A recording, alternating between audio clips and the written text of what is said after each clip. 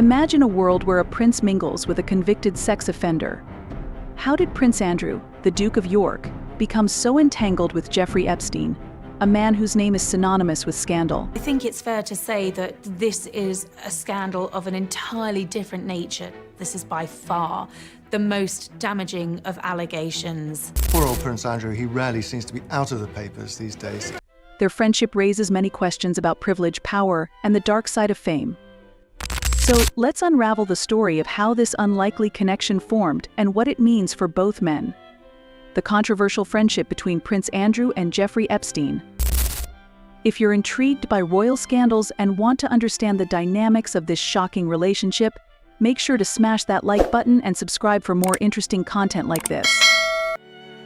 Prince Andrew and Jeffrey Epstein first crossed paths in 1999, introduced by Ghislaine Maxwell, a socialite and close associate of Epstein. I think they became friends very quickly. Andrew has always been attracted to rich men and money, and Epstein was, by all accounts, a charismatic fellow. There's one thing in America that trumps cash. It's royalty. Epstein had the cash, Andrew had the cachet. And of course, Andrew was a real-life prince. Americans love British. At the time, Andrew was a prominent member of the British royal family, while Epstein was a wealthy financier with a questionable reputation. Andrew later described their relationship as one where they met once or twice a year, often at Epstein's lavish properties across the globe, including his private island in the Caribbean. We're friends because of other people.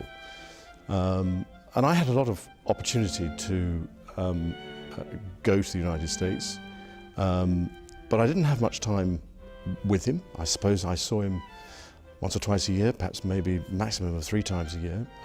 In 1999, the introduction through Ghislaine Maxwell, who had known Andrew since her university days in the UK. Well, I met through his girlfriend back in 1999, and I'd known her since she was at university in the UK. In the 2000s, their friendship blossomed, with Andrew frequently visiting Epstein's homes. The Duke was often seen in the company of Epstein and Maxwell at high-profile events, raising eyebrows among the public and media. Despite Andrew's claims that he was not particularly close to Epstein, the evidence suggests otherwise. They shared a lifestyle filled with luxury and privilege, attending parties and social gatherings. Andrew reportedly used Epstein's properties as a retreat, which further deepened their ties. Epstein was known for his ability to connect influential people. Andrew, who was then a trade envoy for the UK, benefited from these connections, meeting various high-profile individuals through Epstein. That he was a very, very close friend, but he had the most extraordinary ability to bring extraordinary people together. And that's the bit that I remember, is going to the dinner parties where you would meet academics, politicians, people from the United Nations. I mean, it was a cosmopolitan group of what I would describe as US eminence. The media began to scrutinize their friendship, especially after Andrew's ex-wife, Sarah Ferguson, revealed that Epstein had helped her financially. This revelation painted Andrew in a questionable light, suggesting a level of complicity in Epstein's dealings. The relationship took a dark turn when allegations against Epstein surfaced. In 2005, Epstein was investigated for sexual abuse, leading to his eventual arrest in 2008 for soliciting prostitution from minors. Despite these serious accusations, Andrew maintained his friendship with Epstein, which would later have dire consequences. What was so staggering was in 2011, after Epstein had been released from jail, Andrew was photographed walking with him. It was an extraordinary image. And the whole story and the scandal, if you like, about Andrew and his questionable tastes in friends really springs from that photograph. Andrew felt that he could still remain on amiable terms with Epstein.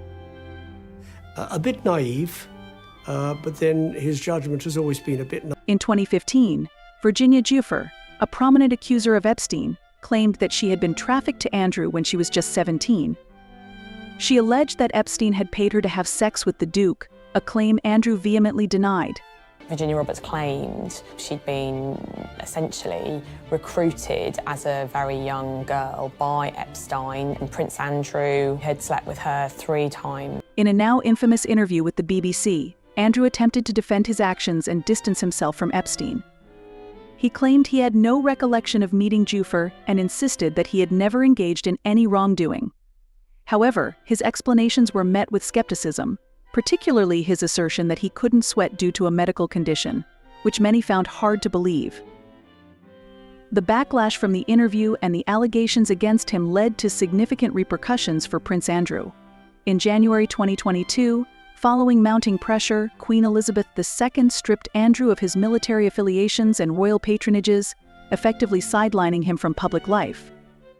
In February 2022, Andrew settled a civil lawsuit with Giuffre for an undisclosed sum, which many interpreted as an admission of guilt, despite his previous denials. Another layer to this story is Andrew's relationship with Ghislaine Maxwell. While often described as friends, there are suggestions that their relationship may have been more intimate. Some insiders have claimed that Andrew and Maxwell had a romantic relationship, which further complicates the narrative surrounding his ties to Epstein.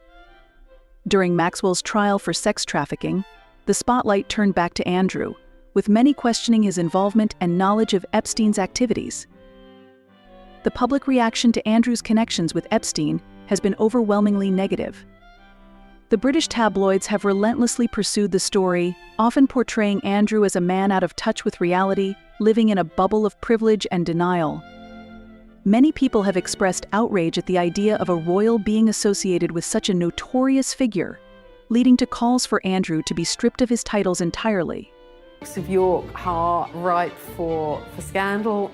There are always going to be pitfalls. Of course, you have all the perks and privileges of being royal and none of the responsibilities. Some very formidable characters in our island history have been Dukes of York. The relationship between Prince Andrew and Jeffrey Epstein serves as a cautionary tale about the dangers of privilege and the consequences of associations with questionable individuals. Thanks for watching. If you found this video interesting, don't forget to smash that like button and subscribe for more mind-blowing content like this. We'll see you soon for another deep dive into the world of royalty and scandal.